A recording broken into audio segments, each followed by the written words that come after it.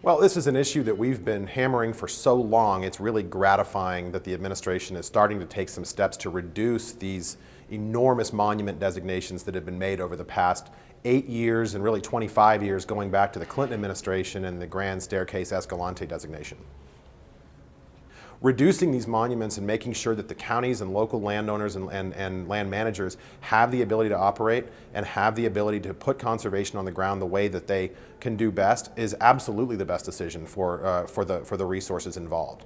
These large-scale designations sound good to people in the cities and back east that don't really understand how these resources are cared for.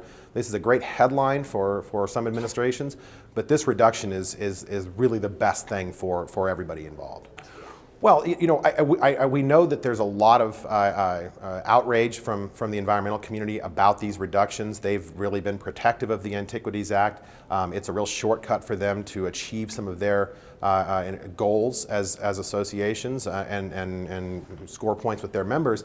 What we would ask of them at this point is, this feeling they have right now of being upset by this process, this is the feeling that ranchers and landowners around the West have felt, this desperation for decades now and generations. And we'd ask them to join us in looking for ways to make sure that this act is inclusive and really considers all viewpoints and looks at all of the data before taking such an enormous step to designate something like this as a national monument.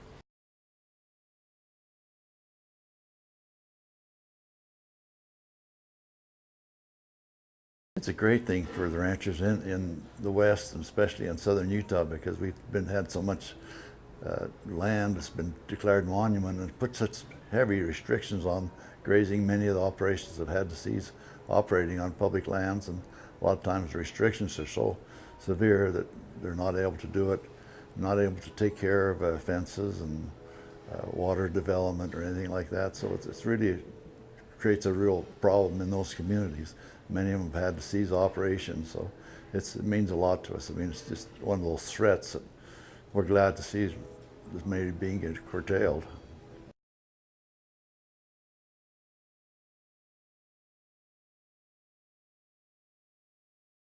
My husband Sandy, he's on the bulldozer there, and he's cleaning a pond because it's full of dirt and silt over time.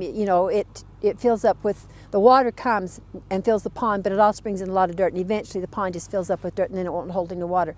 So when it gets dry, when we have dry years like we're having now, and there's not water in the ponds, then he gets on his bulldozer and he cleans and pushes all that dirt out. The deer, there's a lot of deer here, and there's bighorn sheep and wildlife that come through. In fact, in the spring and in the fall, you'll see a lot of exotic kind of birds come through here. You wouldn't expect that, but you will. Cranes and long-legged things with big beaks, and they'll stop here at these places, and the ducks and stuff, and at these ponds, and stay a few days before they, go on their wherever they go. And so it's important for all of that. It's water is the lifeblood out here. If this area, at least I'll speak about our allotment, if our White Canyon allotment here were to remain in the monument as it's designated now by Obama, or if it remains in whatever Trump does, there's the possibility, depending on how they decide to manage this and how they decide to manage grazing and range improvements, there's the possibility that they could restrict you being able to maintain existing improvements, which would include our water, developing the springs and maintaining the ponds. And if you're not able to use your equipment to do that, no one else is going to be able to do it, and you're out your water. You're out your water. And if you're out your water, then you can't run your cattle here.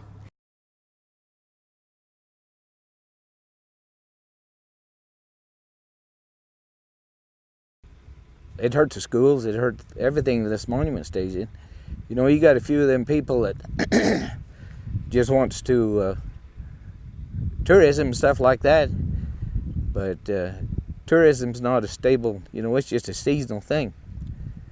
You got to have some stables like your farmers, your ranchers, your cattlemen, and things like that, and your grocerymen. You got to have some stable industries, and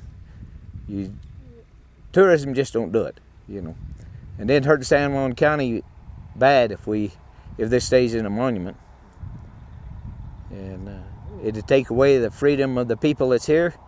They couldn't go use the land like we've been using it, and they wouldn't have nothing to save if we didn't already save it. That's why I look at it, you know.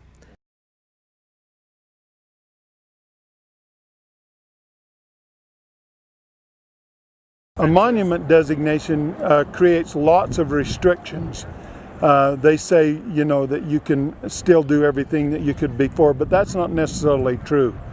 You have to get permission. You have to Mother May I everybody to go out and clean a reservoir, to put in a new cross fence, to try and plant some grass, or to try and just go out and salt your cattle.